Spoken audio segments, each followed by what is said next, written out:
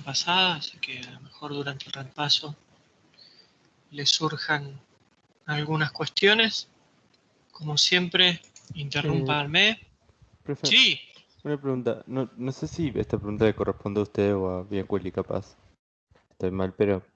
cuando estábamos haciendo las guías, estamos viendo... En este caso nos habían dado un sistema... perdón, nos habían dado una ecuación diferencial de segundo orden. Nos habían Ajá. dicho que era un sistema LTI causal. Bien. Y bueno, nos iba preguntando cosas como, bueno, esta nos daba una cierta HDT y nos decía, bueno, esta solución es solución del sistema, y eso le respondíamos sí o no, y luego nos preguntaba cuál era la condición inicial para que eso sea cierto, digamos, Bien. por ejemplo. O otras preguntas que no me Eh, acuerdo en este momento. Recién hoy vamos a ver el tema de condiciones iniciales. Así que, pero está muy buena la pregunta porque genera inquietud a llegar al final de la clase de hoy, donde vamos a ver cómo integramos nuestras condiciones iniciales a las propiedades de la transformada de una ecuación diferencial. Eso lo vamos a hacer a través de la transformada unilateral de Laplace. Así que no se pierdan la clase de hoy.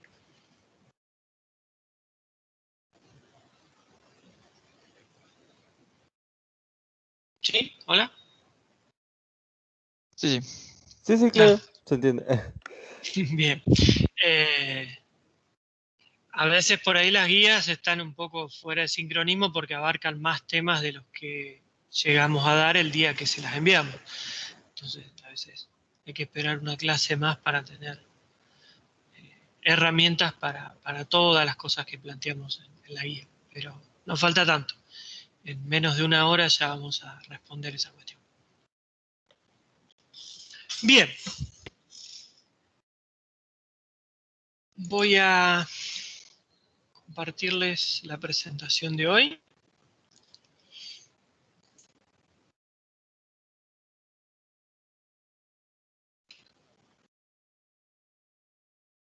¿La pueden ver? Sí. Bien.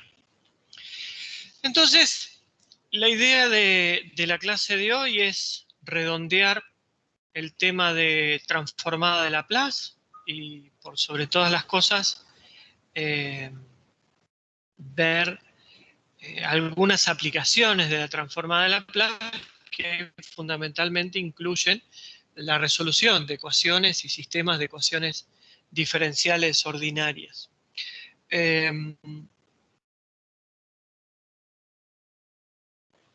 Probablemente no alcancemos a ver todo, pero afortunadamente todavía tenemos la clase de la semana que viene como para terminar de redondear todos los temas del parcial 1. Así que vamos a ser tranquilos y vamos a tomarnos nuestro tiempo en la clase de hoy para que, esto quede suficientemente claro, porque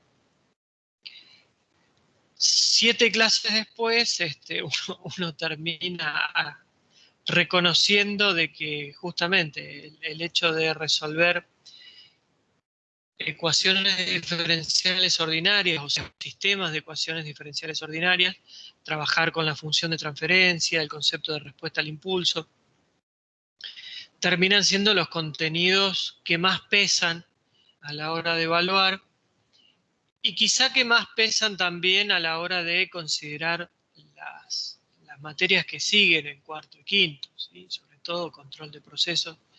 Es una materia en donde van a utilizar fundamentalmente la transformada de Laplace y los contenidos que vamos a ver especialmente en la clase de hoy, como por ejemplo el teorema del valor inicial y el teorema del valor final. Así que vamos a tratar de ir con cautela y como siempre les digo y les reitero que me interrumpan cuando crean que algo merece ser explicado con más detalle o con otra perspectiva.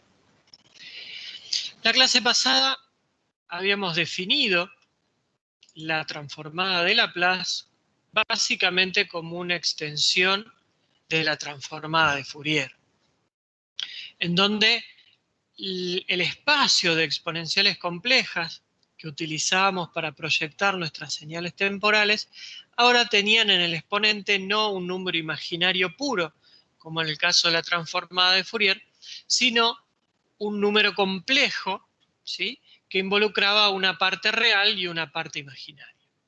Entonces, esa exponencial compleja que tenía una parte real y una parte imaginaria la podíamos separar en un producto de dos exponenciales, una exponencial real y una exponencial compleja, pero imaginaria pura, digamos. Entonces, lo que obteníamos era básicamente la transformada de Fourier de nuestra señal temporal, pero ahora modulada por una exponencial real. ¿Qué significaba eso? Que podíamos llegar a tener señales temporales que no necesariamente fueran absolutamente integrables, ¿sí?, en menos infinito o en infinito. Pero al modularlas por esta exponencial real, hacíamos que si esa función crecía a velocidad menor que una exponencial real, podía llegar a converger en infinito y obtener una transformada válida. Por supuesto que había que hacer algunas consideraciones respecto de dónde era válida esa transformada, y ya vamos a esa parte. Pero en definitiva, si nuestra función temporal crecía más lento que el decrecimiento de una exponencial real, y eso corre para gran cantidad de funciones, ¿sí? Hemos dicho que algunas excepciones eran quizá la exponencial al cuadrado, ¿sí?, o cosas que por ahí realmente tenían un crecimiento tan rápido o más rápido que esa exponencial real, ¿sí? Pero en principio, todas las funciones trigonométricas y todas las funciones polinómicas estaban cubiertas con esta modulación mediante este exponencial real. Entonces, para que efectivamente este integral converja, necesitamos definir cuáles eran los valores de este sigma que definía nuestra exponencial real para que la transformada exista, ¿sí? Entonces, esa transformada iba a existir en tanto y en cuanto ese producto, esa modulación, ¿sí?, sea menor a infinito, ¿sí? Bien que el integral de la señal en términos absolutos, modulada por esa señal, también sea finita, ¿sí? Entonces, ese espacio donde nosotros íbamos a definir que existía la transformada de Laplace en función de la parte real de ese numerito S, se llamaba región de convergencia. Y cuando nuestra transformada estaba dada en función de una función racional de S, ¿sí?, es decir, teníamos un numerador que era un polinomio de S y un denominador que era otro polinomio de S. Entonces habíamos definido que existían numeritos que se llamaban ceros y polos. Los ceros eran justamente las raíces del polinomio del numerador y los polos eran las raíces del polinomio del denominador. Justamente si el denominador se hace cero, porque lo estoy evaluando en un polo, esa función x de s no va a existir. Voy a tener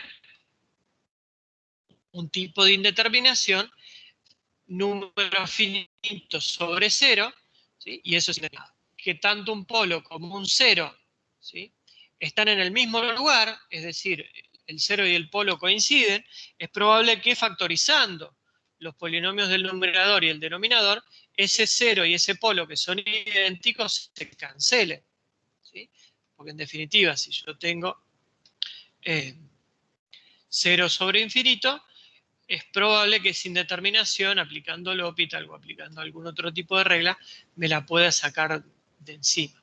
0 sobre 0 en realidad, ¿sí?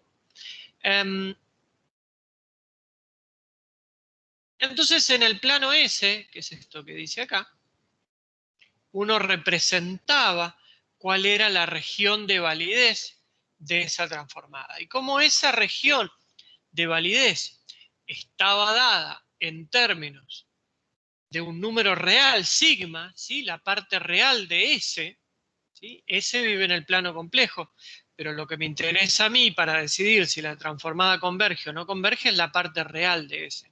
Entonces, en ese plano, las regiones donde uno tenía una parte real de S válida eran semiplanos, ¿sí? Es decir, eran regiones rectangulares o infinitas, pero cuyos bordes eran ejes verticales paralelos al eje J omega.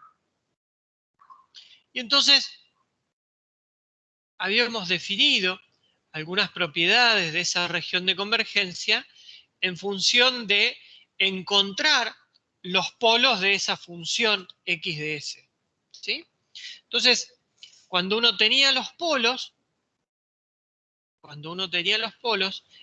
está seguro que esos polos no pertenecen a la región de convergencia. Porque si uno evalúa el número S en alguno de los polos, lo que obtiene es una indeterminación. Entonces, los polos no pertenecen jamás a la región de convergencia. Pero sí pueden marcar los límites de tipo intervalo abierto para esas regiones de convergencia. Cuando nosotros teníamos señales que eran señales derechas, ¿sí? Es decir, que de alguna forma en el eje temporal hacia la izquierda, en algún valor finito de t, se hacían 0 a partir de ahí hasta t menos infinito, ¿sí? Pero no ocurría lo mismo. Lo que nos iba a importar era la evaluación de la integral de la transformada en t tendiendo a infinito. Y cuando teníamos funciones izquierdas, lo que nos iba a importar era la evaluación de la función en t tendiendo a menos infinito. Entonces, ahí estaba planteado el tema de cómo construir una región de convergencia en función de los polos. Una situación fácil es cuando la función es integrable y de duración finita, ¿sí? Es decir, que está acotada en t tanto a derecha como a izquierda y no tiene discontinuidades de salto infinito, como puede ser un pulso rectangular o como puede ser alguna función senoidal o cosenoidal acotada a una determinada cantidad de períodos, a una cantidad de períodos finita, ¿sí? En ese caso, no tengo ningún tipo de problema en evaluar la función en t infinito o en menos infinito porque yo ya sé que ahí la función vale 0, ¿sí? Entonces, cuando tengo ese caso, la región de convergencia es todo el plano S. Está claro que va a existir la transformada de Fourier y está claro que va a existir la transformada de Laplace en todo el plano. Puede llegar a existir la posibilidad de que la expresión matemática para esa función x de s tenga algún tipo de indeterminación en 0 o en infinito, ¿sí? Pero eso hay que verlo cuando uno tiene ya la función escrita, si por casualidad eso no tiene un polo en 0. Como es el caso de la función escalón, por ejemplo. El caso de la función escalón tiene un polo en 0 porque es 1 sobre S.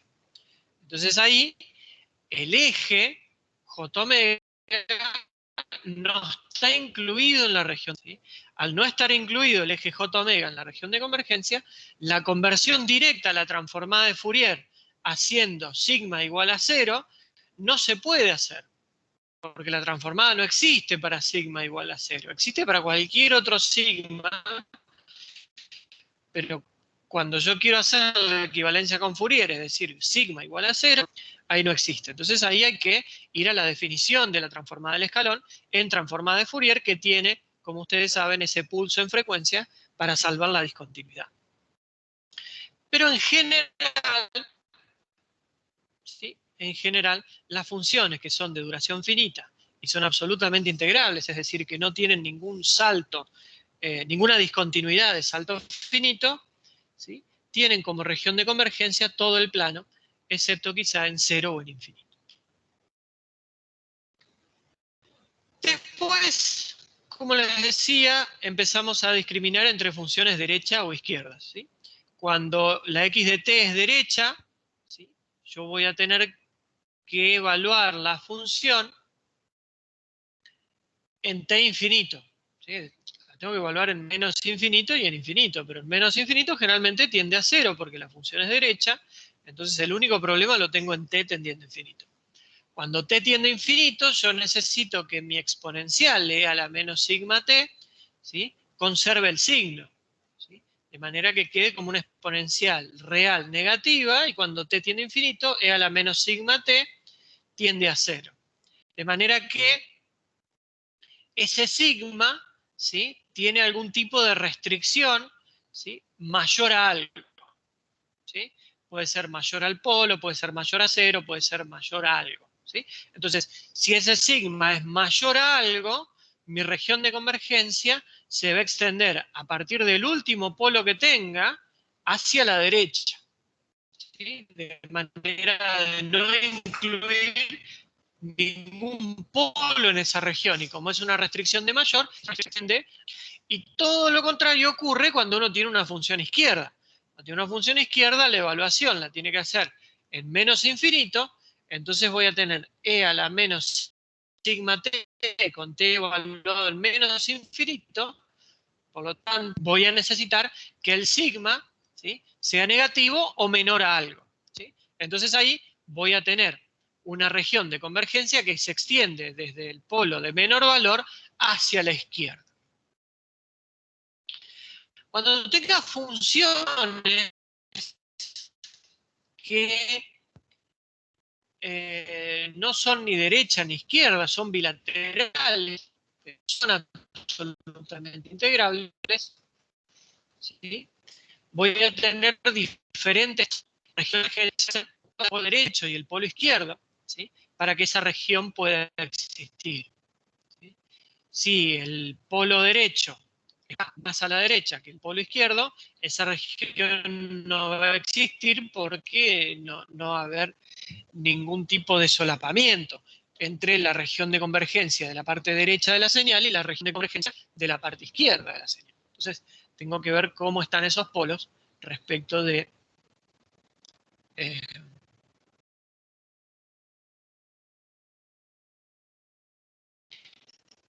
la orientación de cada una de las partes de señal.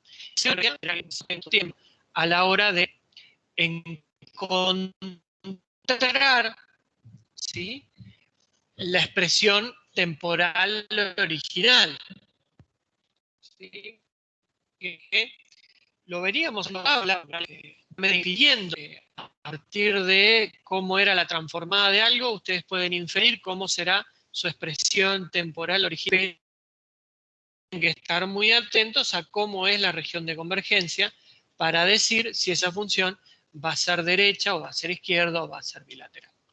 Una forma poco saludable de evitarnos eso es utilizar la transformada inversa de Laplace, ¿sí?, es decir, hacer la proyección de la función transformada, ¿sí?, sobre el espacio de las exponenciales complejas, ¿sí?, pero en este caso es el espacio complementario, o sea, el conjugado. El tema es que ahí uno no puede hacer esa integral de cualquier manera porque necesita recorrer algún tipo de trayectoria en donde la región de convergencia, en donde esa trayectoria esté incluida en la región de convergencia.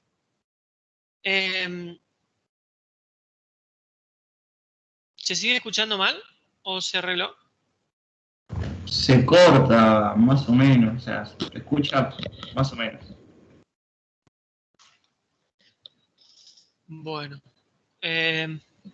avísenme si ya se vuelve inentendible.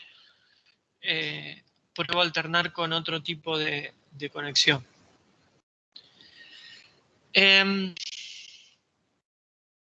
Entonces, como les decía, cuando ustedes tienen la transformada inversa de Fourier, lo que tienen que hacer es directamente integrar en un J diferencial de omega, es decir, integran sobre la trayectoria del eje imaginario, Por lo tanto, no se enteran de que están haciendo un integral en el dominio complejo, ¿sí? Simplemente agarran ese j que queda dando vueltas y lo ponen donde corresponde y hacen un integral como ustedes están acostumbrados.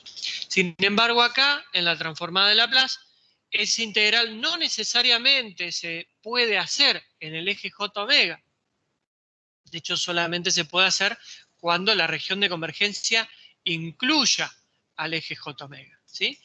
Entonces, Profe, sí, ¿por qué, o sea, por qué haríamos esto? O, tipo, ¿qué es la, o sea, por qué hacemos la transformada inversa? Porque creo que lo justo estaba estoy, diciendo algo y se le empezó a cortar hoy hace un rato. en realidad la estoy definiendo por completitud. En condiciones ideales no la vamos a utilizar y lo que estaba explicando es por qué no la vamos a utilizar, porque es un integral en el plano complejo. Y es algo que ustedes, al no haber tenido en su plan de estudios análisis 3, en principio no estarían capacitados para hacer hasta que tomen algún curso de análisis en variable compleja. Entonces termino con eso diciendo que la transformada inversa de Laplace implica un integral de trayectoria, ¿sí?, en cualquier región cerrada del plano complejo que incluya exclusivamente la región de convergencia, ¿sí? Si esa región de convergencia incluye al eje j omega, es decir, existe la transformada de Fourier, la antitransformada se puede calcular exactamente igual que la antitransformada de Fourier. Pero si no incluye al eje, hay que hacerlo en otra trayectoria y eso es algo que se complica un poco más para poder hacerlo, ¿sí? Entonces, como acá está definido, fíjense, sigma desde j infinito a menos j infinito a j infinito, ¿sí? Es decir, es un integral en una recta vertical paralela al eje j, ¿sí? Y si este sigma puede valer 0, porque sigma 0 está contemplado en la región de convergencia, tiene una expresión igual a la de transformada de Fourier y lo pueden hacer sin ningún tipo de problema, ¿sí? Pero si ese sigma no incluye al eje j omega, estamos en problemas de herramientas, ¿sí?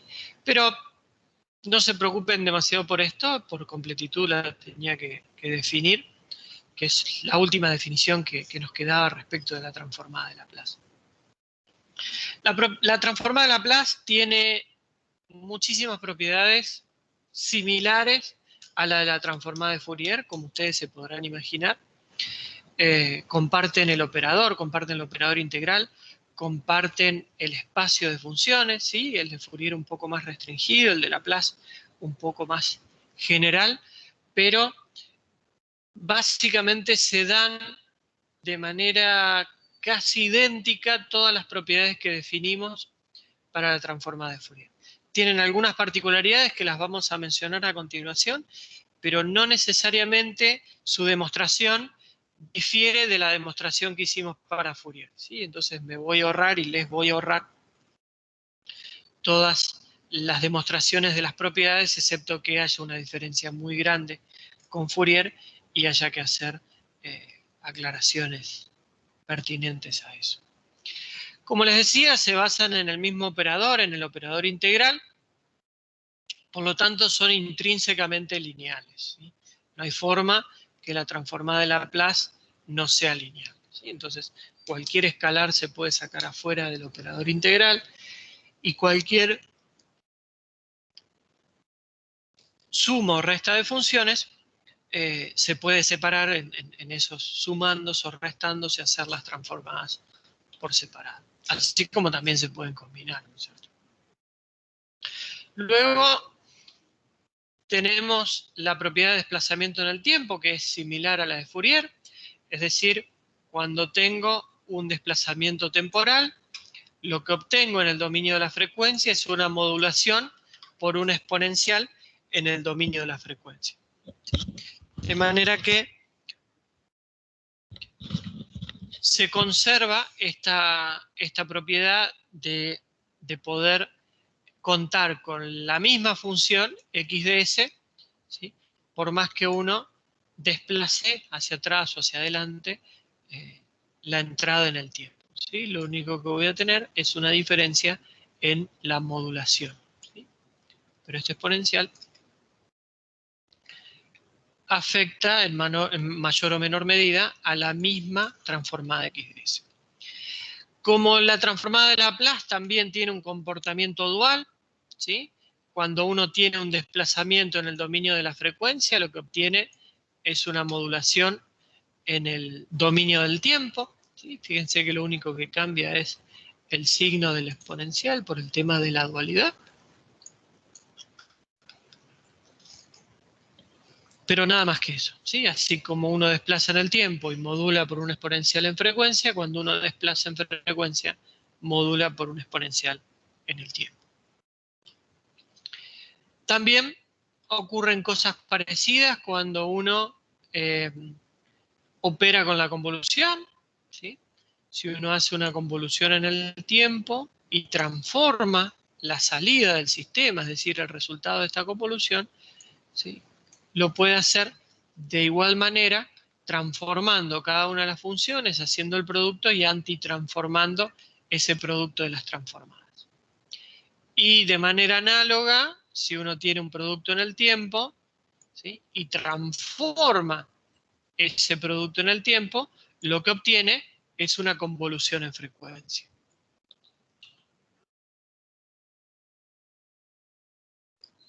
Si seguimos, también vamos a ver que la diferenciación o la derivada también cumple con esta cuestión tanto de la dualidad, ¿sí? Entre el dominio temporal y frecuencial, como el parecido con la transformada de Fourier. Es decir, si yo a Fourier derivaba en el tiempo, lo que hacía era multiplicar mi transformada por J omega. Ahora la transformada la voy a estar multiplicando por S. ¿Sí? Entonces, transformo una operación bastante compleja como la derivada, ¿sí? Y eso va a ser muy importante, muchísimo, a la hora de resolver ecuaciones diferenciales, ¿sí? Yo estoy transformando una operación relativamente compleja como la derivada en un simple escalamiento por S, ¿sí? Entonces, todo lo que tenga forma de derivada temporal en el dominio de la frecuencia se va a limitar a una forma polinomial, ¿sí? Pues vamos a ver que pasan cosas particulares cuando uno tiene en cuenta las condiciones iniciales, ¿sí? Pero a eso vamos a ir en un ratito. De igual manera, cuando uno diferencia en el dominio frecuencial, ¿sí? En el dominio de S, en el dominio transformado, parece que es un escalamiento, en este caso por menos t, ¿sí? Por el tema de la dualidad, ¿sí? Pero es exactamente Profe, se está comparable cortando mucho, al menos a mí. operación y diferenciación No se entiende el lo que está tiempo, diciendo, profe. el dominio de la. Y al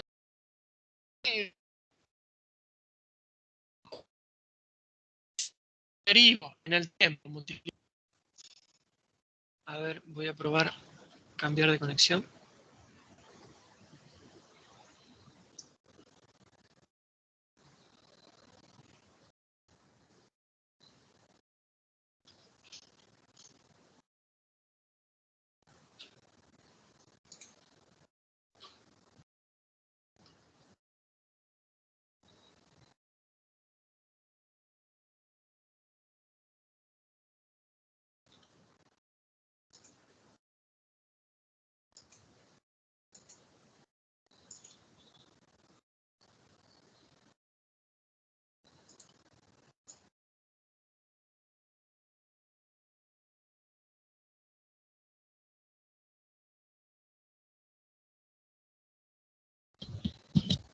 ¿Cómo me escuchan ahí?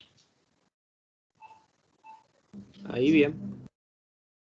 Bien. Perfecto. Probemos entonces por acá.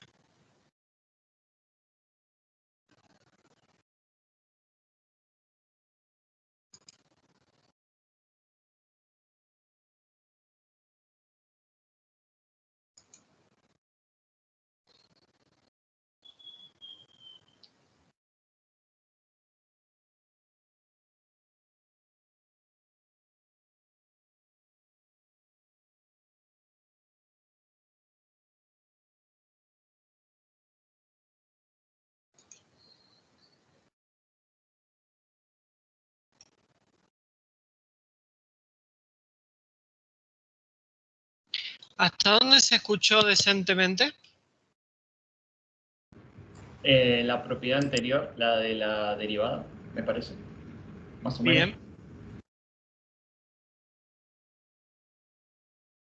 Entonces, dijimos, en realidad dije y nadie me entendió, que respecto de las derivadas, la transformada de Laplace se comportaba de una forma bastante similar a la transformada de Fourier. Es decir, una operación relativamente compleja como la derivada se transformaba en un producto por la variable transformada, tanto en el dominio temporal como en el dominio frecuencial. Es decir, si yo derivo por el tiempo, en el dominio transformado me va a aparecer multiplicado por S. Y si derivo en frecuencia, en el dominio temporal me va a aparecer multiplicado por T. En este caso por menos T, por la cuestión de la dualidad, ¿sí?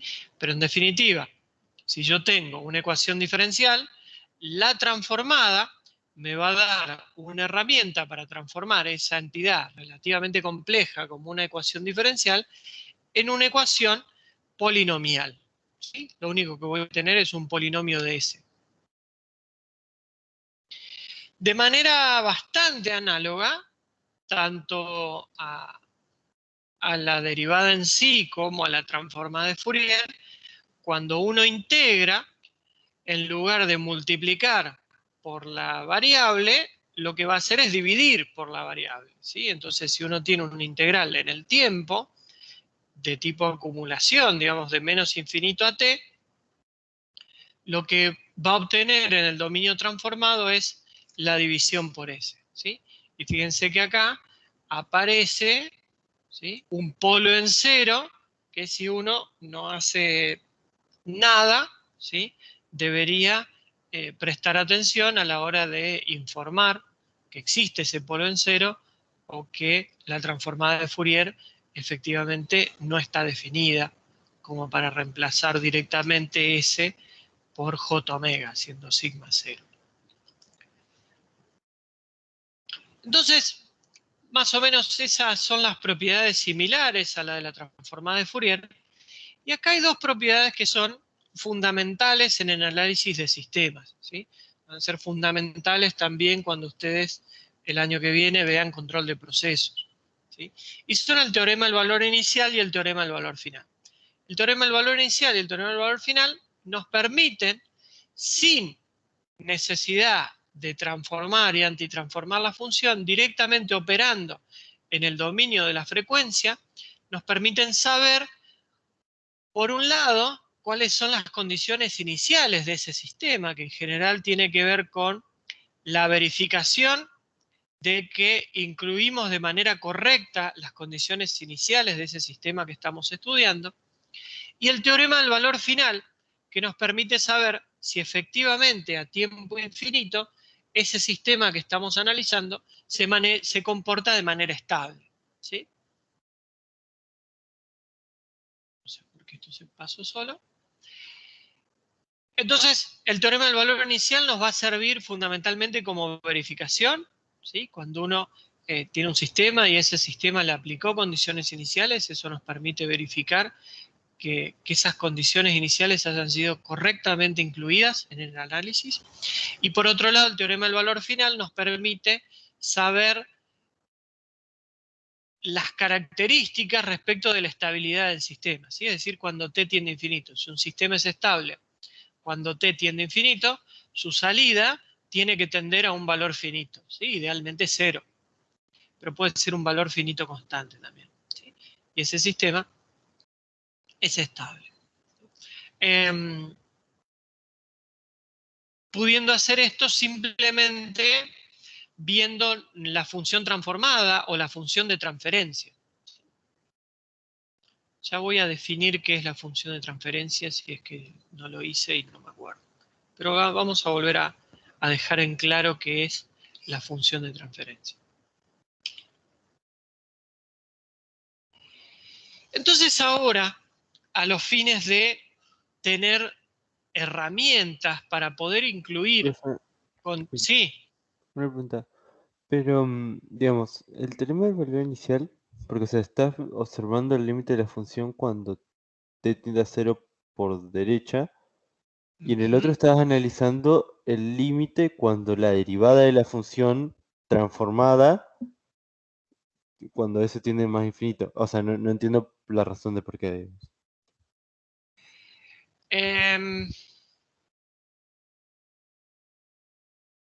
Es bastante complicada, ¿sí? Bastante complicada desde el punto de vista algebraico la demostración. A ver, vamos a tratar de pensarlo.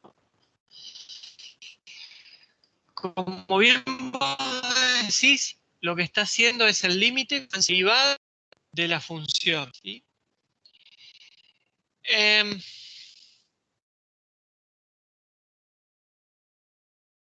Cuando uno trabaja a tiempo cero, ¿sí? en el inicio, todas las frecuencias del sistema todavía están vivas. ¿Por qué todavía están vivas? Porque al estar trabajando con condiciones iniciales y que no sean nulas, todas las frecuencias tienen la duda de que existen. Después, cuando esa función empieza a evolucionar y empieza de alguna forma a determinar su perfil frecuencial, puede ser que en algún momento tienda a cero, ahí se empieza recién a acotar en frecuencia, ¿sí? Entonces, cuando uno está en T tendiendo a cero, ¿sí? Todavía están vivos todas esas frecuencias. Y lo que hacemos es entrarle a la derivada por una cuestión de zafarnos del polo que naturalmente aparece en cero, ¿sí? Por eso multiplicamos por S, ¿sí? Porque si estamos considerando a tiempo cero que todas esas frecuencias están vivas y qué sé yo, es muy probable que aparezca un polo en cero. Entonces lo que hacemos es una especie de L'Hopital para zafarnos de esa indeterminación en S igual a cero, ¿sí? No sé si se entendió algo la explicación que di tan en el aire. Podemos revisar la demostración algebraica del teorema y hacer algunos comentarios ahí. Lo puedo subir como material adicional para que se entienda mejor. Porque no creo que la explicación que acabo de dar sirva para algo.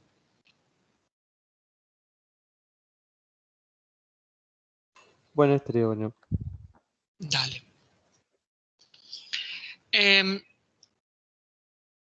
Algo parecido ocurre con el teorema del valor final, pero ahí es más fácil de ver, ¿sí? Porque a t tendiendo a infinito, la función tiende a estar en estado estacionario. Es decir, los únicos componentes que están vivos a t tendiendo a infinito, ¿sí? Son los componentes de la frecuencia cero, de la frecuencia continua. Entonces, ahí se hace un poco más fácil de entender de qué se trata. Pero bueno, queda eso pendiente para mañana o pasado de subirlo como material adicional. Como les decía, si nos interesa estudiar sistemas que tienen condiciones iniciales, necesitamos de alguna forma una herramienta que no pase de largo por cero como si no le interesara, ¿sí? Necesitamos hacer énfasis en que a tiempo cero pasa algo, ¿sí? Que nuestro sistema tiene un determinado estado a tiempo cero. Y para eso lo que definimos es la transformada unilateral de Laplace. Fíjense que ahí lo único que estoy cambiando son los límites de integración. Estoy empezando a integrar en cero por la izquierda, es decir, estoy teniendo en cuenta las condiciones iniciales en t igual a 0, ¿sí? Pero estoy empezando a integrar ahí, ¿sí? Entonces, todo lo que son valores de t menor a 0 no me interesan, ¿sí? Porque yo tengo las condiciones iniciales y justamente esas condiciones iniciales son las que me invitan a estudiar al sistema a partir de ahí, ¿sí? Entonces, defino de esta manera la transformada unilateral de Laplace, ¿sí? Es una herramienta que me va a servir para estudiar sistemas con condiciones iniciales.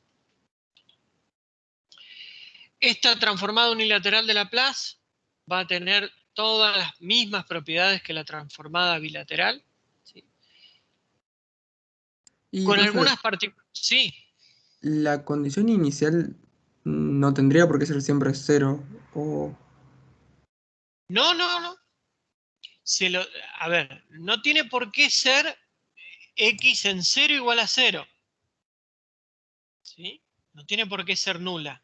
Pero uno toma como condición inicial t igual a 0 para tener algún tipo de convención. O sea, vos podrías tomar un sistema con condiciones iniciales a cualquier t y que evolucione a partir de ese t hacia la derecha, o incluso hacia la izquierda, pero que evolucione para un solo lado.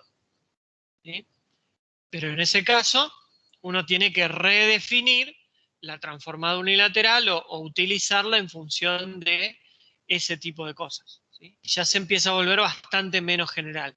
Entonces te conviene de última llevar tu sistema a un tiempo de referencia t igual a 0 y aplicar la transformada unilateral de Laplace. ¿Sí? Va a terminar siendo todo parecido, pero en tanto y en cuanto no lleves eso a 0, pueden aparecer otras constantes de integración, ¿sí? Para hacer los sistemas equivalentes. Entonces, en principio siempre conviene que las condiciones iniciales estén dadas a tiempo 0. ¿Sí? Pero es algo que solamente es conveniente, no es obligatorio. Entonces, como les decía, las propiedades de esta transformada unilateral de Laplace son todas muy similares a la transformada bilateral. Los pares transformados también son muy similares, ¿sí? Con regiones de convergencia también similares, ¿sí? Solamente que se va a comportar mucho mejor para funciones derechas, porque está pensado para eso. Pero lo que nos interesa en realidad es poder trabajar y poder discutir cómo se comporta la propiedad de diferenciación en el dominio temporal de la transformada unilateral. ¿Para qué? Para resolver ecuaciones diferenciales con condiciones iniciales. ¿Sí? De eso se trata esta herramienta. O esta es una de las aplicaciones fundamentales de esta herramienta. Entonces, vamos a hacer unas cuentitas parecidas a las que hicimos con Fourier.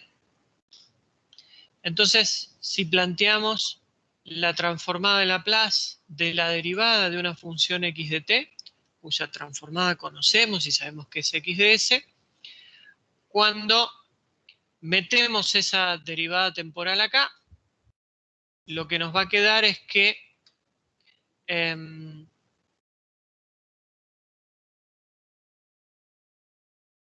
tenemos nuestra x' metida adentro de la integral.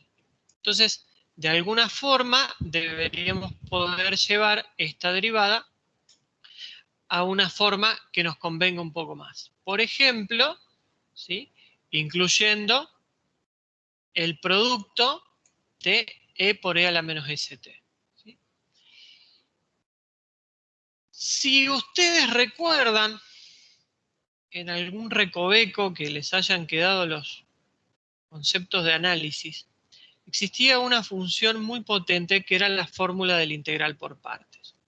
Entonces uno tenía la integral de un producto entre una función y su derivada en un determinado intervalo AB, y a eso le sumaba la integral en el mismo intervalo del homólogo de eso, es decir, de la derivada por la otra función, ¿sí? Tenía u por derivada de b y acá tengo derivada de u por b. El resultado de combinar esas dos integrales era simplemente evaluar u y b, el producto de u y b, en los extremos de integración. ¿Sí? Una forma muy, muy piola de resolver muchas integrales. Entonces, esta integral que tengo acá, de alguna manera, la puedo reescribir utilizando esta fórmula de integración por partes. ¿Por qué? Y porque me interesa de sobremanera cómo hacer a la hora de evaluar el límite inferior de esta integración. Entonces, vamos a tratar de hacer alguna especie de paralelo entre esta fórmula que sabemos de análisis, que es la fórmula de integración por partes. Acá pasamos restando la integral de u por b'. Entonces acá a la derecha vamos a considerar que nuestra u' es x', derivada de x respecto de t. Y nuestra b es e a la menos st. ¿Sí? Entonces, esto que está acá se resuelve evaluando el producto u por b en a y b y restándole la integral homóloga, es decir, la de u por b' diferencial t. Entonces, acá voy a obtener el producto de las dos funciones, es decir, x de t por e a la menos st, evaluado de 0 a infinito, y la integral de 0 por la izquierda de la x de t por b', es decir, la derivada de e a la menos st. La derivada de e a la menos st es menos s por e a la menos st. Entonces, este s sale afuera de la integral, como tantas otras veces que utilizamos la propiedad de la derivada de una transformada, de la transformada de una derivada. Y ese signo menos lo va a arrastrar y va a cambiar el signo de la integral, ¿sí? De manera que va a pasar a ser menos a más s por esta integral, que no es otra cosa que la transformada de x. ¿Sí? Entonces, x de t por e a la menos st, de 0 por la izquierda hasta infinito, es decir, es la transformada unilateral de x de t. ¿Sí? Entonces eso lo escribo como s por x de s. ¿Qué pasa cuando evalúo la función? En el primer término, cuando reemplazo infinito, voy a tener x de infinito por e a la menos s por infinito. ¿Sí? Como estoy trabajando con la transformada unilateral, uno esperaría que efectivamente e a la menos st, ¿sí?, tienda a 0. Entonces, ahí ya estamos condicionando nuestro sistema, ¿sí?, para que efectivamente este producto x de t por e a la menos st, ¿sí?, tienda a 0. Eso va a definir que el sistema es estable, ¿sí?, o que realmente existe una solución a t tendiendo a infinito. Si x de t es una función que en t tendiendo a infinito tiende a 0, ya está, me ahorro todos los problemas y sé que el producto también va a tender a 0 y no me preocupa. Y en 0, cuando lo evalúe en el límite inferior, ¿sí?, lo que voy a obtener es x evaluado en 0 por e a la 0, que es 1. ¿Sí? Entonces, el término de evaluación superior se me va, lo que estaba en la integral me queda como s por x de s, y me queda incluida, ¿sí?, en mi transformada la condición inicial, ¿sí?, para x. ¿Sí? Condición inicial en el tiempo. ¿Sí? Tengo s por x de s menos x en 0, pero fíjense que esta x es una x chiquitita. Entonces este 0 es un t igual a 0. Entonces, mediante esa transformada unilateral y mediante esta propiedad de la derivada de la transformada unilateral, voy a tener la posibilidad de resolver ecuaciones diferenciales con condiciones iniciales. Es decir, no voy a tener que hacer eso que ustedes a lo mejor hicieron, de encontrar una solución general y después encontrar una solución particular, ¿sí?, al tener que evaluar las condiciones iniciales por separado, una vez que tienen la función, etcétera, etcétera. Con la transformada de Laplace voy a poder meter directamente las condiciones iniciales y tener directamente la solución al sistema o a la ecuación que estoy planteando, ya teniendo en cuenta las condiciones iniciales. Lo que no quita la validez del otro, solo que esto es muchísimo más directo, ¿sí? Si ustedes quieren tener derivadas de mayor orden, ¿sí? Para la derivada primera esto se escribe como lo escribimos hoy, ¿sí? Y para derivadas de mayor orden lo que pueden hacer es escribir la derivada segunda como la derivada de la derivada primera, ¿sí? Entonces, esto le va a aparecer S por la transformada de x' de S menos x' de 0 por la izquierda.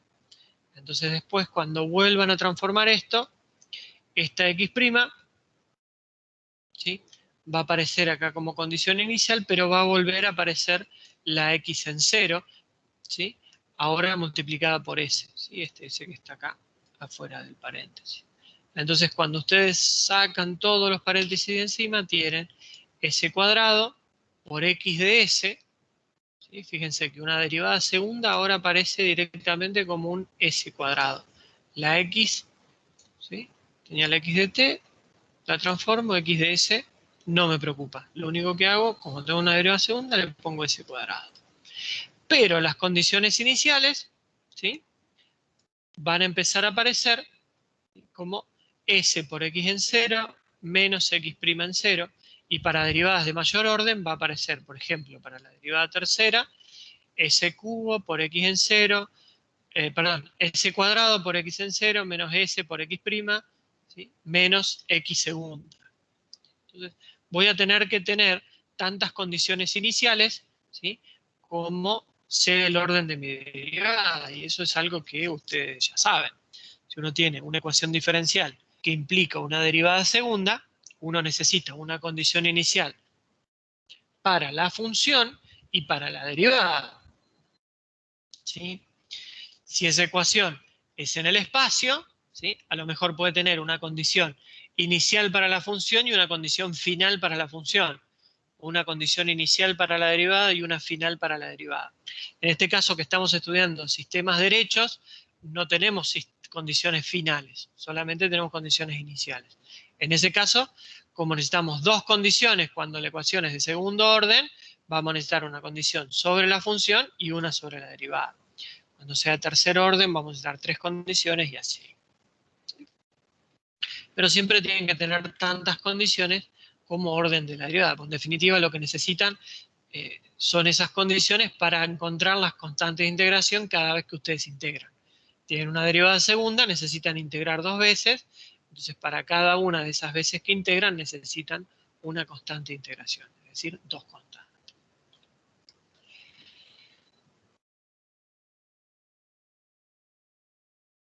Acá tienen, como les decía, algunos pares transformados, ¿sí? Muy similares a los de la transformada bilateral. Así que no nos vamos a detener demasiado en esto. Y vamos, sí, a resolver algunos ejemplos concretos de ecuaciones diferenciales o sistemas de ecuaciones diferenciales. Uno de los sistemas que creo no llegó a aparecer en la presentación de la transformada como herramienta, porque quedó bastante larga esa clase, es el de estos modelos mecánicos, ¿sí? Fíjense acá, lo que hay es un modelo de suspensión, amortiguación de algún vehículo genérico. Si ustedes piensan en el tren delantero de un auto, por ejemplo, ahí lo que van a encontrar es un amortiguador, ¿sí? Que es un vástago que tiene un líquido hidráulico, ¿sí? Y que lo que hace es regular de alguna manera sus extensiones y sus compresiones oponiéndose, ¿sí? A la velocidad de desplazamiento. Ustedes agarran un amortiguador de auto, de moto, de lo que fuera, y lo quieren comprimir o expandir rápidamente, lo que van a encontrar es una resistencia muy grande. Ahora, si ese movimiento lo empiezan a hacer paulatinamente, ¿sí? ese amortiguador va a ceder a ese movimiento que ustedes le están queriendo imponer. También, si miran en el tren delantero del auto, por fuera de ese amortiguador lo que van a encontrar es un resorte. ¿Sí? Un resorte es un modelo físico que por ahí a ustedes ya les resulta más conocido y es un modelo que genera fuerzas de manera proporcional a la deformación o al desplazamiento que tenga ese resorte. ¿Sí? Es decir, cuanto más lo comprimo o más lo expando, la fuerza de restitución de ese resorte va a ser más grande, ¿sí? Va a ser proporcional a cuánto lo comprimí o cuánto lo expandí, ¿sí? Si de su posición de equilibrio no lo comprimo ni lo expando, la fuerza va a ser nula. ¿Está? Y después tienen una masa, que es el cuerpo del auto con nosotros cargados arriba, o motos, lo que fuera, ¿sí? Una masa que responde de alguna forma a la segunda ley de Newton, ¿sí? Entonces, se acelera o se desacelera en función de las fuerzas que experimenta. Entonces, si uno asume que esta masa está acoplada con este resorte y con este amortiguador en paralelo, ¿sí? Uno puede hacer un balance de fuerzas, ¿sí? Respecto de cómo se comporta la fuerza, ¿sí? La fuerza en cada uno de los elementos respecto del desplazamiento z de t. ¿Sí? La fuerza es f de t y el desplazamiento es z de t. Es decir, yo tengo una entrada que es f de t, que puede ser tanto interna como externa, ¿sí? Puede ser que algo se cae arriba del auto, eso sería algo, una especie de fuerza interna, ¿no? Porque desde el auto se comprimiría el resorte. O algo externo, como puede ser un lomo de burro, un bache, ¿sí? Que genera a través de un desplazamiento, ¿sí? A través de ese desplazamiento genera la expansión del resorte, la expansión del amortiguador y va a generar toda una fuerza de restitución hasta que el vehículo vuelva al equilibrio. Entonces, lo que tenemos que hacer es definir esa sumatoria de fuerzas en función de los desplazamientos. Ya venimos sabiendo de antemano que para el resorte esa fuerza va a ser proporcional al desplazamiento. Dijimos que para el amortiguador esa fuerza iba a ser proporcional a la velocidad, ¿sí? Y en el caso de la masa, eso obedece a la segunda ley de Newton. Entonces, la fuerza va a ser proporcional a la aceleración, es decir, a la derivada segunda del desplazamiento. Entonces ahí podemos empezar a rayar nuestra ecuación diferencial, ¿sí? Planteando una sumatoria de fuerzas, ¿sí? Tengo las fuerzas, ¿sí? A las que está sometido el sistema, ¿sí? Son las fuerzas de entrada. Y como les decía, la fuerza que va a sumar al resorte a nuestro sistema es proporcional al desplazamiento, con una constante elástica acá, ¿sí? En el caso del amortiguador va a contribuir con una fuerza proporcional a la velocidad, es decir, a la derivada primera del desplazamiento, con una constante de amortiguación B. Y en el caso de la masa, ¿sí? Va a estar asociada la fuerza a la aceleración, es decir, a la derivada segunda del desplazamiento. Entonces lo que tengo acá es una hermosa ecuación diferencial ordinaria, porque estoy asumiendo que las constantes físicas que caracterizan a los sistemas que intervienen no varían con el tiempo, ¿sí? Ni con el desplazamiento. Son constantes, son escalares. La masa es un escalar que es constante, ¿sí? La constante de amortiguación también es un escalar que es constante, y la constante elástica del resorte también es una constante. Muchos de ustedes sabrán de que estas cosas no son del todo verdad para desplazamientos importantes o para tiempos muy pequeños, ¿sí? O para tiempos muy largos, ¿sí? Si yo considero un tiempo demasiado largo, a lo mejor la masa del auto cambia porque alguien se sube o alguien se baja del auto, ¿sí? O porque pierdo combustible, algo que cuando uno analiza proyectiles, cohetes, lanzadores de satélites, es crucial cómo va variando la masa en función del tiempo por el consumo de combustible. Pero acá, nuestra ecuación es ordinaria, m, b y k son escalares, son números que son constantes, tanto en el tiempo como en función del desplazamiento. Entonces, esto es una ecuación diferencial ordinaria, ¿sí?, de segundo orden, ¿sí? Tengo la derivada segunda del desplazamiento como derivada de mayor orden en la ecuación que estoy escribiendo. Entonces, Profe, una pregunta. ¿cómo voy a usar? Sí, ¿Qué llama usted a Fin? O sea, entiendo el resto. son las fuerzas de entrada. Ok. Por ejemplo, si agarras un lomo de burro, ¿sí?, si agarras un lomo de burro, eso va a generar de golpe una fuerza de compresión asociada al resorte, ¿sí? Pero va a ser una fuerza que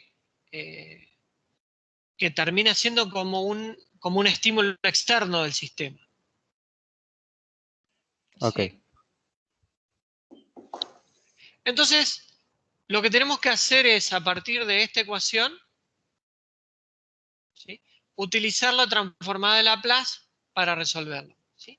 En este caso, nadie nos informó de cuáles son las condiciones iniciales de este sistema.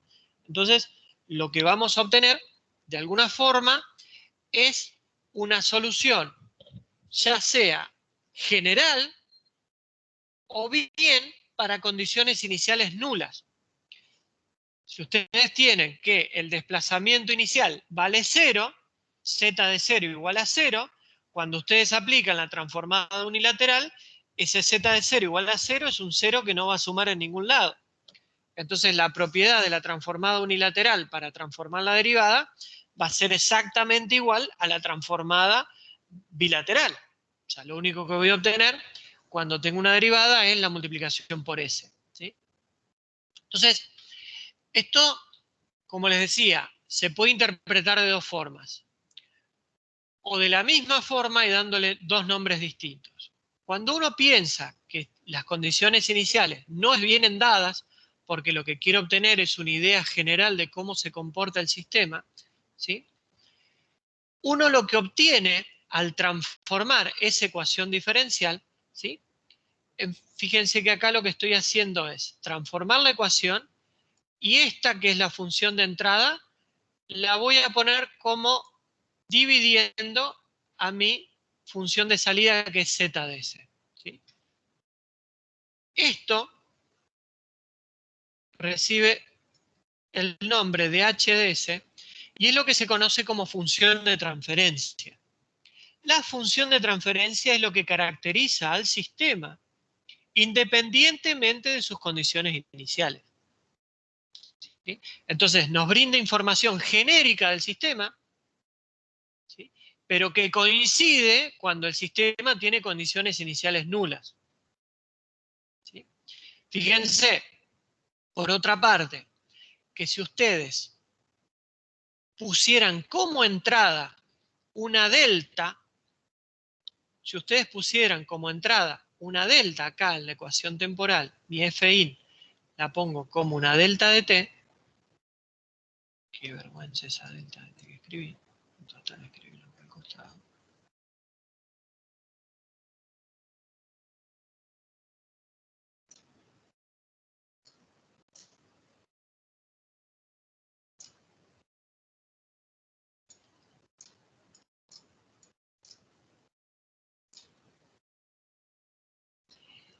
Si ustedes tuvieran como entrada una delta de t, la transformada de esa delta de t, ¿cuánto vale? HT. Si no recuerdo mal. Vale 1. Ah, perdón. Te parece que la salida. Perfecto. Entonces la salida h de s es igual a la entrada z de s. ¿En qué condiciones es igual? Cuando estoy poniendo como entrada un impulso. Por lo tanto, la función de transferencia es la transformada de la respuesta al impulso. siempre y cuando nuestro sistema sea un LTI. En este caso es un LTI, ¿sí? Porque M, B y Z no varían en el tiempo, ¿sí? Y el operador diferencial es un operador lineal. Entonces, tengo un sistema que es LTI. Entonces, si a mi función de entrada la reemplazo por un impulso, la salida es la respuesta. Pero en este caso todavía estoy en frecuencia, por lo tanto la HDS, ¿sí?, va a ser la respuesta al impulso. ¿Sí? Entonces, la función de transferencia es la transformada de la respuesta al impulso del sistema con condiciones nulas. Entonces, como les decía, nos permite de alguna forma generalizar las propiedades del sistema, ¿sí?, porque nos va a dar información de su respuesta al impulso, ¿sí?, y de la estabilidad que tenga ese sistema o no ante un impulso, ¿sí?, considerando el caso particular de condiciones iniciales nulas. ¿Sí? Si ese caso particular de condiciones iniciales nulas es el caso práctico que nos interesa, listo, resolvimos las dos cosas al mismo tiempo. Pero generalmente, si hay condiciones iniciales no nulas, yo puedo hacer un primer análisis de cuál es la función de transferencia, cuál es la respuesta al impulso del sistema, olvidándome de las condiciones iniciales, ¿sí?, y luego, una vez que estoy seguro de que vale la pena estudiar ese sistema, porque es estable, porque la solución va a existir, etcétera, etcétera, incorporo a través de la transformada unilateral las condiciones iniciales. ¿Sí? Entonces, como les decía, transformo esta ecuación sin que me importen por ahora las condiciones iniciales. M derivada segunda de z respecto de t me va a quedar m por s cuadrado por z de s, bz' me va a quedar b por s z de s, k por z me va a quedar directamente k por z de s. Y la f de entrada directamente me va a dar la transformada de la f de entrada. Nadie me está informando cuánto es esa f de entrada para este caso práctico. Entonces, la dejo escrita así, ¿sí?, la transformada en la función de entrada. Lo importante es que yo sé que ese cociente entre la salida y la entrada a condiciones iniciales nulas es la función de transferencia. Y que si el sistema es LTI, esa función HDS va a ser la transformada de la respuesta al impulso.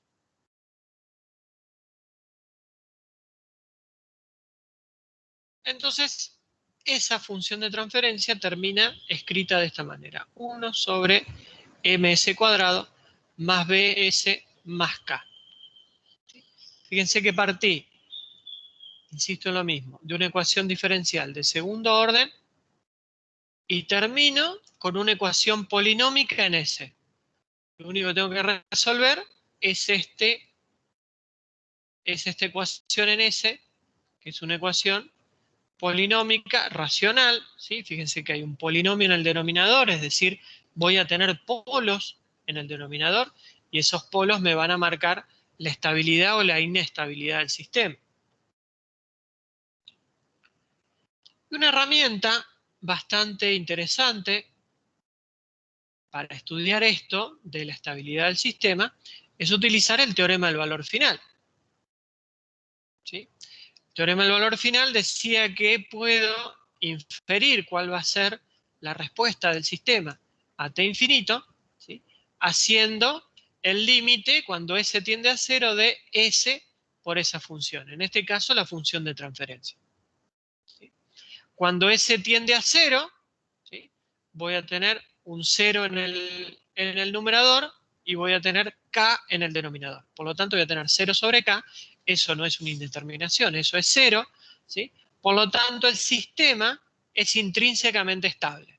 ¿Sí? Ante un impulso, el sistema a tiempo infinito va a tender a tener una salida nula. ¿Sí? Es decir, no acumula ni inventa energía ni se desestabiliza por ninguna razón. Yo le pongo un impulso y a tiempo infinito tengo una salida cero.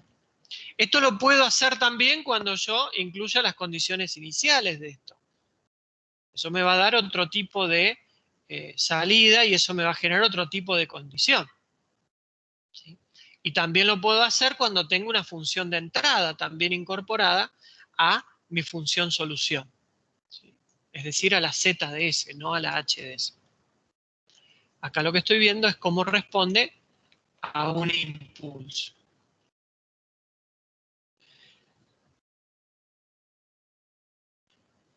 En los casos en donde hay condiciones iniciales, ¿sí? Esto se va a volver un poquito más engorroso. Cuando haga la transformada de m derivada segunda de t respecto de t, van a aparecer las condiciones iniciales, tanto de la función desplazamiento como de la derivada de la función desplazamiento, es decir, la velocidad inicial. ¿Sí? Entonces, fíjense que el m multiplica todo, ¿sí? El paréntesis termina acá. Este es un error muy común, donde ustedes este factor que está multiplicando a la derivada segunda, solamente lo afectan a este término y se olvidan de afectarlo a las condiciones iniciales. ¿Sí? Esto va a quedar m por s por z en 0 menos m por z' en 0. ¿Sí? Algo análogo ocurre con el amortiguador, entonces va a quedar b por s z de s menos b por z en 0. Y esos numeritos, ¿sí? Que no tienen como variable la función s, los puedo pasar al otro lado. ¿Sí? M por z', ¿sí? Más z en 0 por sm más b. ¿Sí? Y después abajo me quedo con el polinomio que multiplica a la z de s. ¿Sí? Y esta va a ser la salida. Fíjense que ahora ya no tengo un 1 como tenía en la respuesta al impulso. ¿Sí? Tengo la entrada, ¿sí? Que de nuevo, si esta entrada es un impulso, lo transformo, me vuelve a quedar 1. ¿Sí? Pero es una función de entrada que puede ser cualquier cosa cuando yo la transformo. Pero además me aparecen estos términos. M por z en 0 más z en 0 por sm más b. Fíjense que al aparecer un s acá arriba, ¿sí? Esta función z de s empieza a tener ceros. ¿Sí? La respuesta al impulso no tenía ningún cero, tenía solo polos porque el denominador era 1. Ahora, cuando tengo en cuenta las condiciones iniciales, empiezan a aparecer ceros en la función. Esos ceros pueden traer ventajas y desventajas y es un análisis que lo van a hacer en control de procesos. Entre las ventajas claramente puede ser que cancelen un polo. ¿Sí? Puede ser que en determinadas condiciones iniciales mi sistema sea mucho más estable de lo que sería para una condición inicial genérica o incluso desde el reposo mismo, ¿sí? Para condiciones iniciales nulas. Pero eso es algo que lo van a ver y lo van a discutir en control de procesos con muchísimo más detalle. Entonces, básicamente esta es la transformada de mi solución. ¿Sí? Si yo antitransformo esto, obtengo z de t y me va a dar la función z de t, que es la incógnita y es la solución a mi ecuación diferencial. ¿Sí? Voy a saber cómo se mueve el auto ante algún determinado estímulo. Entonces, una herramienta bastante piola que nos ayuda a lidiar de manera prolija con estas cosas es XCOS. XCOS es un spin-off, un programa que viene como paquete adicional a Scilab, ¿sí? Programas de código abierto, ¿sí? de libre acceso, de libre modificación. Y XCOS permite de manera bastante sencilla implementar este tipo de sistemas. Voy a tratar de que esto no muera.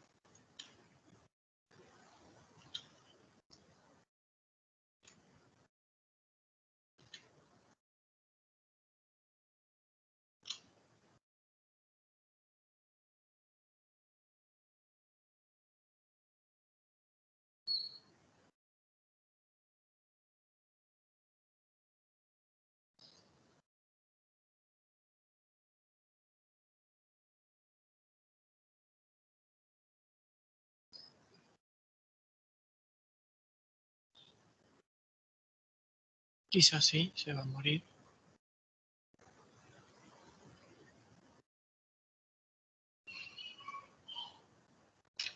Voy a dejar de compartir pantalla.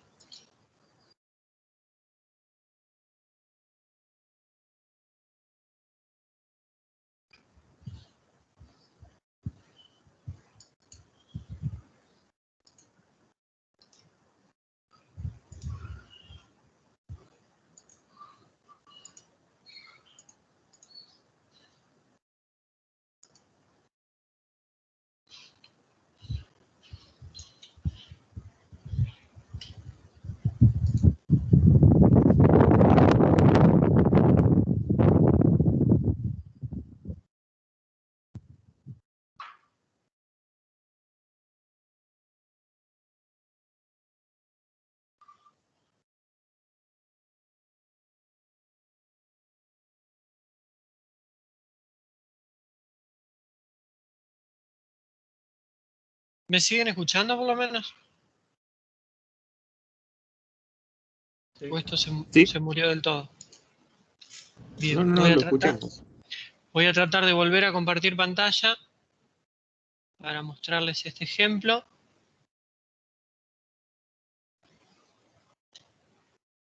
No sé quién escribió el martes pasado de que el Teams nos hacía bullying a los docentes. Tiene toda la razón del mundo.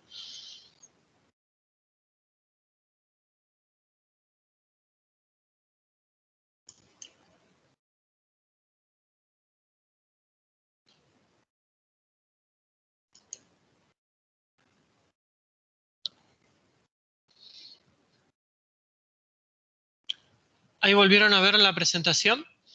Sí. Bien. Entonces acá Xcos, ¿sí? Como les decía, muy fácilmente me deja poner un bloquecito donde tengo la función de transferencia de mi sistema. Fíjense que acá reemplacé por algunos valores arbitrarios que se me ocurrieron a mí, por ejemplo, el de la masa vale 1, el coeficiente del amortiguador vale 0,1, ¿sí? Y el del resorte vale también 0,1.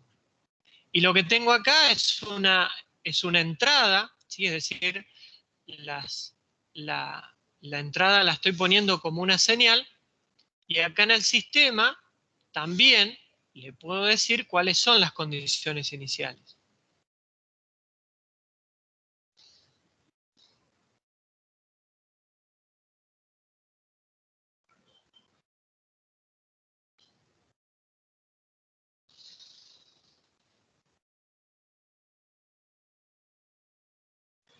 Es terrible esto.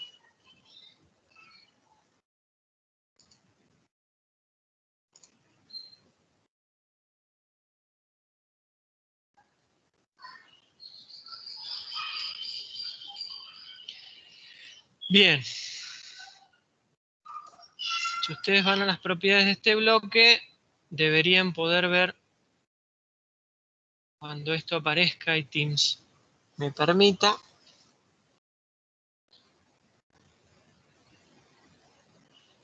Que le estoy seteando condiciones iniciales nulas.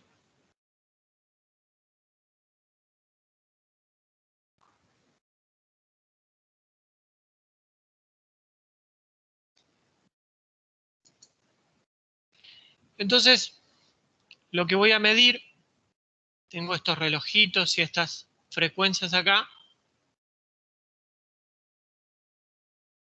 son la entrada, ¿sí? Fíjense que lo que voy a tener es una suma de escalones, lo que voy a simular es una especie de bache. Eso lo voy a graficar con el graficador que está acá abajo, y voy a graficar la salida, ¿sí? Eso lo voy a graficar con el que está inmediatamente después del bloque de la función. Vamos a resolverlo acá con el triangulito que apunta hacia la derecha.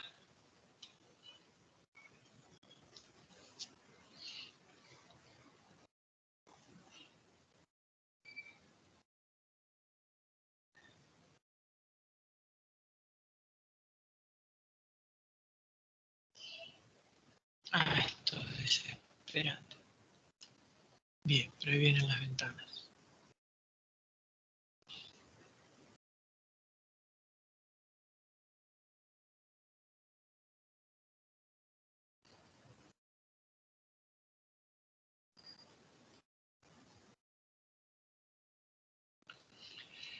De todas formas, les voy a dejar el código en el campus para que si se instalan Scilab lo puedan correr y puedan variar los parámetros, incluso ponerle otras entradas o estudiar otros sistemas, divertirse utilizando Xcos para este tipo de aplicaciones. En breve vamos a poder ver la entrada y la salida.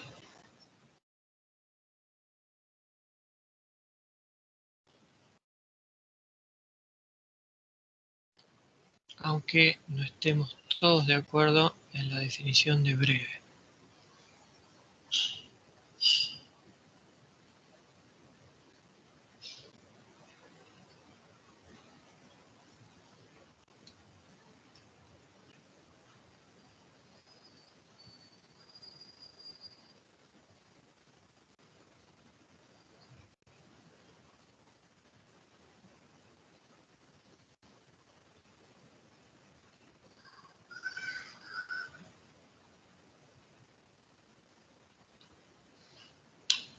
Por favor. Bueno, se me acabó la paciencia.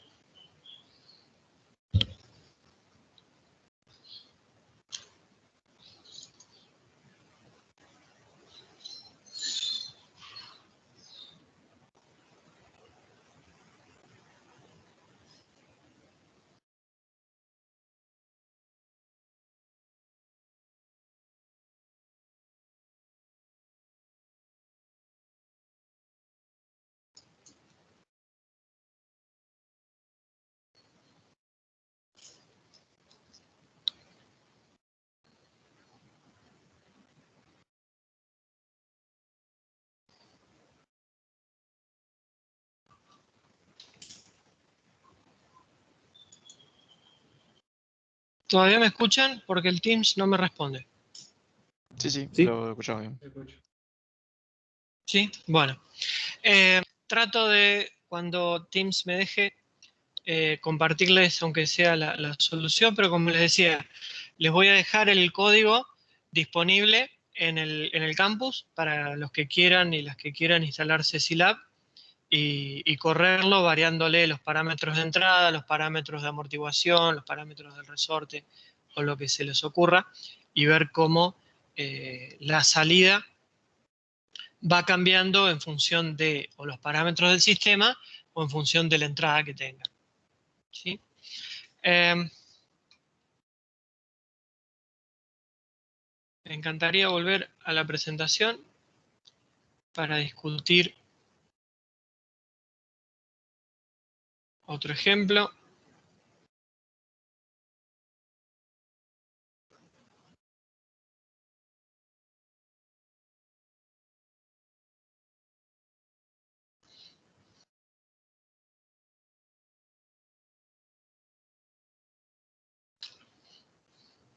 ¿Ustedes están viendo mi explorador de internet con unos circuitos eléctricos? Exactamente. Bien, no era la idea, pero ya que Teams no me deja hacer otra cosa, puedo contarles de qué se trataba el último ejemplo de la clase de hoy. Y tenía que ver con filtros, ¿sí? Filtros electrónicos pasivos, ¿sí? Filtros que se construyen con componentes cuyos coeficientes no varían en el tiempo. Por lo tanto, la función de transferencia que van a dar, la ecuación diferencial que va a surgir, es una ecuación diferencial ordinaria, ¿sí? A coeficientes constantes, ¿sí? Porque el valor de una resistencia no cambia durante su tiempo de operación, al igual que no lo hace el valor de la capacidad, ¿sí? Entonces, si ustedes tienen un arreglo como el que tienen acá a la izquierda, ¿sí? Este tipo de arreglo es lo que se conoce como un filtro pasabajo. Y si invierten los lugares entre el capacitor y la resistencia, lo que obtienen es un filtro del tipo pasa alto. ¿A qué se refiere con esto de pasa alto y pasa bajo? Un pasa bajo es aquel filtro que permite que las frecuencias bajas, ¿sí?, atraviesen el filtro y atenúa, incluso llevando hasta cero, las frecuencias altas, que se define como alto y bajo. Eso se define en función de una frecuencia de corte para el filtro que se determina en base a los valores de la resistencia y la capacidad, ¿sí? Lo mismo ocurre para el pasalto, ¿sí? Si ustedes tienen un pasalto, ese filtro va a tener una frecuencia de corte y esa frecuencia de corte va a definir que para valores de frecuencia menores a esa frecuencia de corte, el filtro atenúe todo o haga cero todos esos componentes que tienen frecuencias por debajo de esa frecuencia de corte. Y a su vez, trate de mantener inalteradas, ¿sí?, las frecuencias superiores a las frecuencias de corte.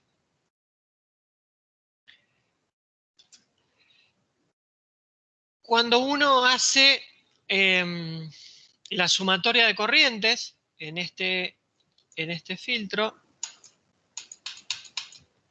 lo que obtiene es, de nuevo, algo parecido a la sumatoria de fuerzas que obteníamos hoy, solo que va a definir la corriente en cada una de las ramas en base a cómo se oponga la resistencia o la capacidad, ¿sí? Entonces vamos a ver que en el caso de la resistencia es constante, ¿sí?, es decir, sigue la ley de Ohm, y en el caso de la capacidad va con la derivada. Sigo sin poder salir de acá y considerando que me quedan 4 minutos de clases, voy a arrancar la clase que viene explicando los 2 ejemplos que me quedaron de la clase de hoy.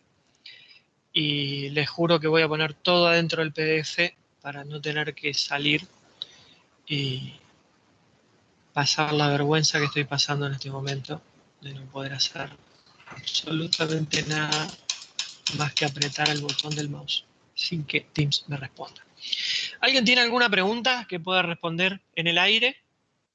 Profe, Sí. 2 cosas. La presentación de esta clase todavía no la subió al campus. No la subí. No. Ok. Solo para saberlo. Generalmente trato de subirlas inmediatamente después por si no llego a dar algo. A veces preparo algo y no llego a dar, y si eso queda subido, a lo mejor después se presta confusión de que ese día di algo que en realidad no di. Ahora, por ejemplo, los últimos 2 ejemplos no los voy a poner, ¿sí? Voy a cortar la presentación al final del sistema de amortiguación. ¿No eran 2 cosas? Y la otra es el tema de cuando yo tengo una condición inicial, porque nosotros vimos que si teníamos un sistema cuyas condiciones iniciales eran nulas o las ignorábamos, entonces el HS que obteníamos era la transformada de la respuesta al impulso del sistema. Sí, señor. ¿Correcto? Sí. Pero si ahora un sistema tiene condiciones iniciales, ese no es el caso, digamos, o sea, ¿cómo vamos a proceder a sacar, digamos, no vamos a poder sacar la H? No sé si se entiende lo que quiero decir, capaz, ¿no? Resolvés las 2 cosas. Si alguien te pregunta cosas respecto del sistema en sí, suponés condiciones iniciales nulas y reportás tu función de transferencia y tu respuesta al impulso. Y cuando te dan las condiciones iniciales y te piden que respondas cosas respecto a eso, usás la transformada unilateral, metés tus condiciones iniciales ahí y encontrás la antitransformada de esa función de salida. Claro. O sea, en el caso del sistema de amortiguación, vos despejás tu ZDS, que va a ser función de la transformada de la entrada, más las condiciones iniciales, dividido el denominador, que era la función de transferencia del sistema, ¿sí? O Claro. ese polinomio característico. Vos, una vez que tenés calculado todo eso, lo antitransformás y obtenés la salida para esas condiciones iniciales y para esa entrada. Claro. Entonces, digamos, cuando un sistema tiene condiciones iniciales no nulas, no podemos utilizar el tema de ¿cómo se llama? La respuesta al impulso. Digamos, no es posible, por definición. ¿O por qué razón? Sí, eso se puede también, pero es más trabajoso. Por eso no lo tengo muy naturalizado. Pero vos podrías calcular la respuesta al impulso de tu sistema con condiciones iniciales. ¿Sí? Entonces, Sí. a esa Z de S que teníamos despejada, que tenía F de in menos qué sé yo, esa F de in vale 1 y lo otro lo reemplazás por lo que te den los valores de las condiciones iniciales. Ahí obtenés tu respuesta al impulso con condiciones iniciales. Y esa respuesta al impulso con condiciones iniciales la podés usar para convolucionar cualquier entrada y obtener cualquier salida. Ah, ok. Sí. ¿Sí? Pero Pero ¿por qué no lo hacemos? Digamos? ojo que tenés que usar eso transformado multiplicado por la transformada de la entrada. Por eso es más trabajoso. Porque en la primera forma ya tenías la entrada metida ahí. Pero vos lo reemplazaste por 1 y obtuviste una ZDS, que es tu respuesta al impulso con condiciones iniciales. Después eso lo tenés que multiplicar por la transformada de la entrada que vos quieras, para encontrar tu ZDS de salida para esa entrada. O hacer la convolución en el tiempo, lo que vos quieras. Siempre es Claro, intercambiable la convolución o el producto en frecuencia. claro. Entiendo.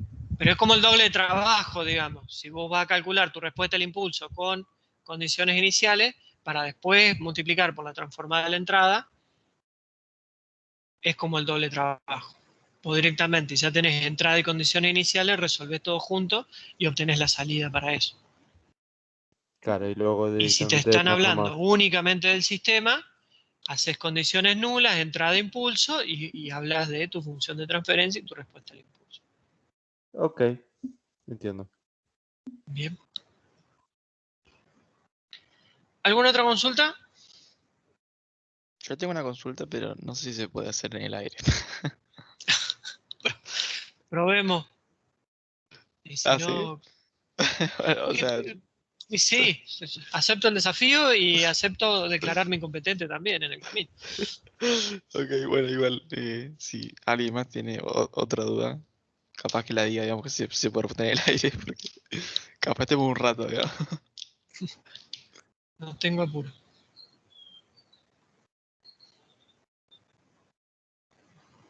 Bien, vamos con esa. Parece Bueno, que no supongo hay que no. otra. ¿Se acuerda de cuando yo compartí hoy antes de empezar la clase? Sí, tu Bueno, convolución entre un rectángulo y un triángulo. ajá, la convolución más fácil del universo, más o menos. Bueno, No, con una mi de estas es pregunta. más fácil. Está bien, está bien. Mi pregunta es bastante sencilla, digamos, pero bueno, es difícil de colocar en el aire, me parece. Cuando, digamos, yo armo, por así decirlo, la función solución, ¿no? O sea, la función por tramos que me va a quedar. Ujú. Em, no, o sea, como que no estoy muy seguro, por ejemplo, en ese caso que iba de 0 a t, ¿qué tramo exactamente es ese? Si va de Y 0 bueno, hasta t. pero ahí va a depender del tamaño relativo entre el rectángulo y el triángulo. Ujú. Vos tenés una primer fase de la convolución en donde todo da 0, porque el rectángulo y el triángulo no se solapan. Ajá, sí. Tenés una segunda fase donde el lado derecho del rectángulo cae adentro del triángulo. Ujú, sí, ¿Sí? ¿Eso hasta dónde dura? Hasta que el t valga lo que vale el ancho del triángulo. claro, que es 1, por si acaso. 1. Bueno, entonces tenés esa segunda fase de 0 a 1. ¿Sí? Ah, pero claro, o sea, yo he hecho la primera fase cuando no se solapan, la segunda de 0 a t y luego una tercera de 0 a 1. Pero estaría mal eso, digamos. No. Tenés de 0 a 1, que es Ujú. cuando el borde del rectángulo. ¿El rectángulo qué ancho tiene? El rectángulo tiene 2. O sea, sí, 2. lo he Entonces después tenés una tercera fase, que es cuando el borde derecho del rectángulo ya salió, Ujú, sí. ¿sí? Y tenés todo el triángulo metido dentro del rectángulo. Ujú, Eso es una tercera fase entre 1 y 2. Y después tenés una cuarta fase, que es cuando el borde izquierdo del triángulo, el borde izquierdo del rectángulo empieza a barrer el interior del rectángulo. claro. Ujú. En donde tu integral empieza en t-2. y va a terminar en 2. Ok. ¿Sí? En realidad la integral termina en 1, pero esa fase, esa última fase, que es cuando el rectángulo va saliendo, ¿sí? Termina en t igual a 2. Ok. Con t mayor a 2 ya vuelve a ser todo igual a 0. ¿Sí? Pero son varias fases las que tenés que considerar. Claro, sí. O sea, ahí fueron, o sea, lo que usted me dijo son 5 tramos, que yo hice 5 tramos, pero uno de esos tramos está mal. Así que tengo que cambiar ese tramo mal. Ok, bueno, bien. Creo que lo entendí. Gracias. Fue casi en el aire, porque teníamos de respaldo el dibujo de hoy más Ajá, temprano. de la memoria. Bien. Bueno, gente, les pido disculpas por esta cuestión técnica. Les voy a subir el script, así si se quieren instalar Scilab y Xcos lo puedan probar ustedes al script. Y retomamos el lunes que viene con los 2 ejemplos que nos quedaron pendientes, donde hay un ejemplo eléctrico y un ejemplo térmico. ¿Sí? Cuídense mucho, nos vemos mañana. No, profe. Nos vemos. Nos vemos. Gracias. Gracias.